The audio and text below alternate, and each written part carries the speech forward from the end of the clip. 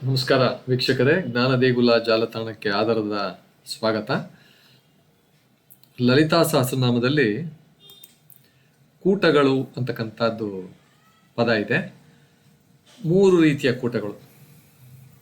ಅದರಲ್ಲಿ ಇಂದು ಕಾಮರಾಜ ಕೂಟ ಅಥವಾ ಮಧ್ಯಕೂಟ ಅಂದರೆ ಏನು ಅಂತಕ್ಕಂಥದ್ರ ಬಗ್ಗೆ ವಿವರವಾಗಿ ನೋಡೋಣ. ಅದಕ್ಕೂ ಮುಂಚೆ ನಮ್ಮ ಚಾನಲ್ಗೆ ಸಬ್ಸ್ಕ್ರೈಬ್ ಮಾಡ್ಕೊಳ್ಳಿ. ಕಮೆಂಟ್ಸ್ ಬಾಕ್ಸ್ನಲ್ಲಿ ತಮ್ಮ ಕಮೆಂಟ್ಸ್ಗಳನ್ನ ನಮೂದಿಸಿ. ವಿಡಿಯೋ ಸಂಪೂರ್ಣವಾಗಿ ನೋಡಿದ ನಂತರ ಲೈಕ್, ಶೇರ್ ಅಂಡ್ ಸಬ್ಸ್ಕ್ರೈಬ್ ಅಂತ ಹೇಳ್ತಾ, ಇದು ಶ್ರೀವಿದ್ಯೆಯಲ್ಲಿ ಒಂದು ಹೃದಯ ರಹಸ್ಯ ಅಂತ ಹೇಳ್ಬೋದು. ಕಾಮರಾಜಕೂಟ ಅಂದರೆ ಇಲ್ಲೊಂಥರ ಇಚ್ಛಾಶಕ್ತಿ, ಪ್ರೀತಿ ಮತ್ತು ಚೈತನ್ಯದ ಮಹಾಮಂತ್ರ ಇದು. ಇದು ಪಂಚದಶಿ ಅಂದರೆ 15 ಮಂತ್ರ ಇದೆಯಲ್ಲ, ಅದರ 2ನೇ ವಿಭಾಗವೇ ಕಾಮರಾಜಕೂಟ. ಹ, ಸ, ಕ, ಹ, ಲ, ಹ್ರೀಂ ಅಂತಕ್ಕಂಥ 6 ಅಕ್ಷರಗಳ, 6 ಬೀಜಾಕ್ಷರಗಳ, 6 ಮಂತ್ರಾಕ್ಷರಗಳ ಒಂದು ಗುಂಪು. ಇದು ಕಾಮರಾಜಕೂಟ, ಮಧ್ಯಕೂಟ. ಇದನ್ನು ಹೃದಯಕೂಟ ಅಂತಲೂ ಕರೀತಾರೆ. ಇದು ಪಂಚದಶಿ ಮಂತ್ರದ ಮಧ್ಯಭಾಗವಾಗುವುದರಿಂದ ಮಧ್ಯಕೂಟ ಅಂತ ಹೆಸರು ಬಂದಿದೆ. ಕಾಮ ರಾಜ ಅಂದ್ರೇನು? ಕಾಮ ಪ್ಲಸ್ ರಾಜ. ಕಾಮ ಅಂದರೆ ಇಚ್ಛೆ, ಸಂಕಲ್ಪ. ರಾಜ ಅಂದರೆ ಅಧಿಪತಿ, ಅಂದರೆ ಎಲ್ಲ ದಿವ್ಯ ಸಂಕಲ್ಪಗಳ ಅಧಿಪತಿ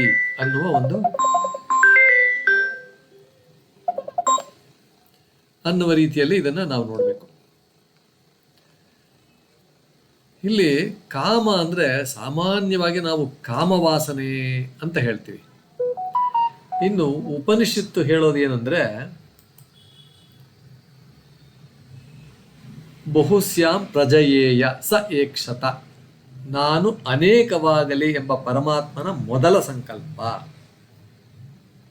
ನೋಡಿ, ಕಾಮ ಅಂತಂದ್ರೆ ಸ ಏಕತ್ವ, ಬಹುಸ್ಯಾಂ ಪ್ರಜಾಯೇಯ ಏಕ್ಷತ ಅಂದ್ರೆ ನಾನು ಅನೇಕವಾಗಲಿ ಅಂತ ಪರಮಾತ್ಮನ ಮೊದಲ ಸಂಕಲ್ಪ. ಈ ದಿವ್ಯ ಸಂಕಲ್ಪ ಇದೆಲ್ಲ, ಇದೇ ಕಾಮ ಅಂತಕ್ಕಂಥದ್ದು. ಇನ್ನು ಈ ಅಕ್ಷರಗಳು ಬೀಜ ಮಂತ್ರಗಳೇ ಅಂತಾರೆ. ಹೌದು, ಇವೆಲ್ಲ ಬೀಜ ಮಂತ್ರಗಳೇ.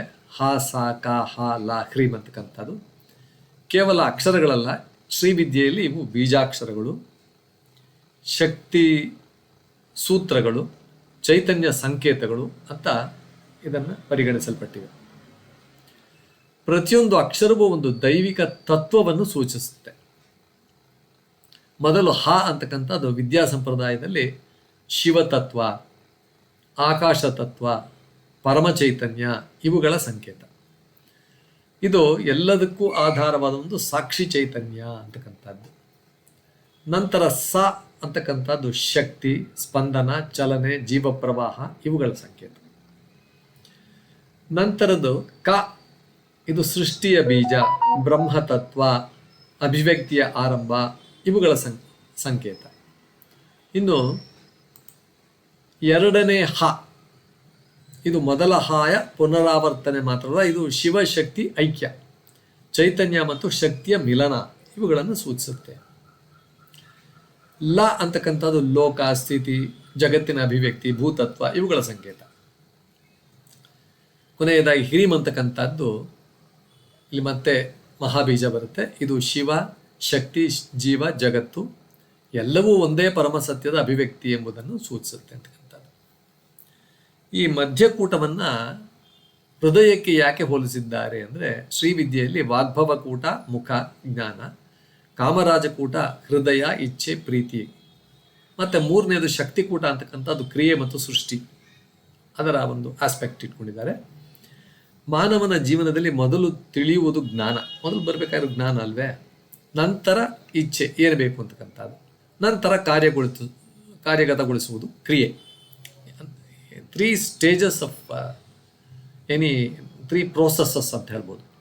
ಜ್ಞಾನ, ಇಚ್ಛೆ, ಕ್ರಿಯೆ ಅಂತಕ್ಕಂಥದ್ದು ಇದೇ ಕ್ರಮ. ಆದ್ದರಿಂದ ಮಧ್ಯಕೂಟವನ್ನು ಹೃದಯದೊಂದಿಗೆ ಸಂಬಂಧಿಸಿದ್ದಾರೆ.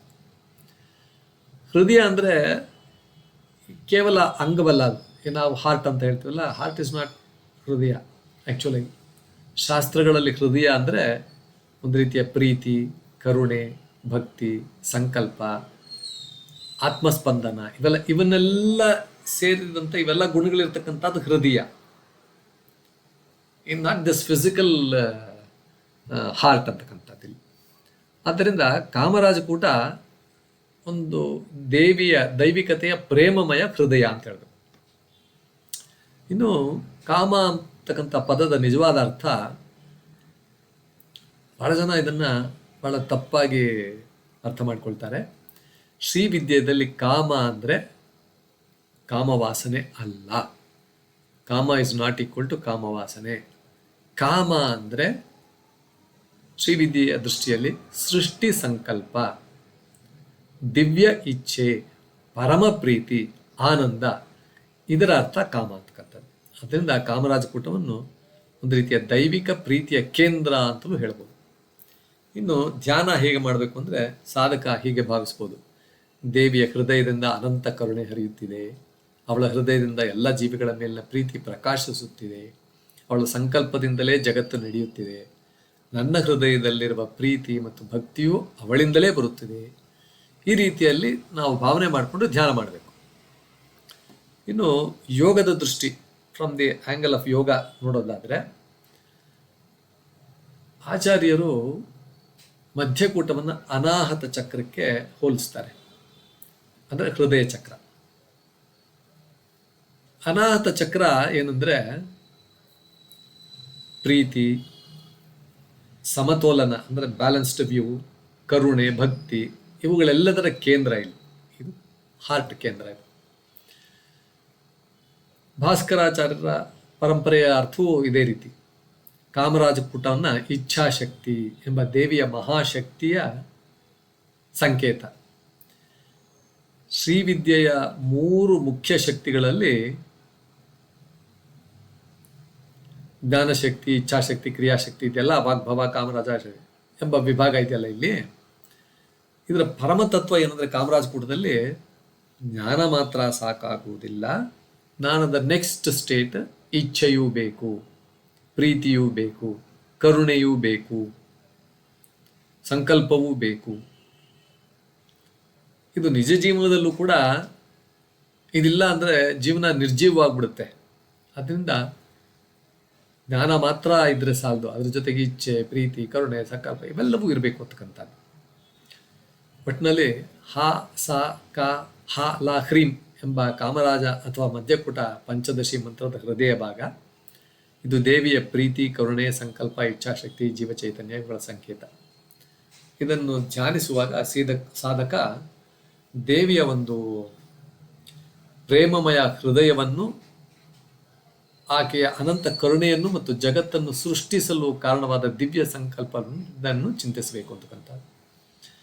ಅದರಿಂದ ಶ್ರೀವಿದ್ಯಾ ಆಚಾರ್ಯರು ಏನು ಹೇಳ್ತಾರೆ ಅಂದರೆ, ವಾಗ್ಭವಕೂಟ ದೇವಿಯ ಜ್ಞಾನಮುಖವಾದರೆ ಕಾಮರಾಜಕೂಟ ದೇವಿಯ ಪ್ರೇಮಮಯ ಹೃದಯದ ಭಾಗ ಅಂತ.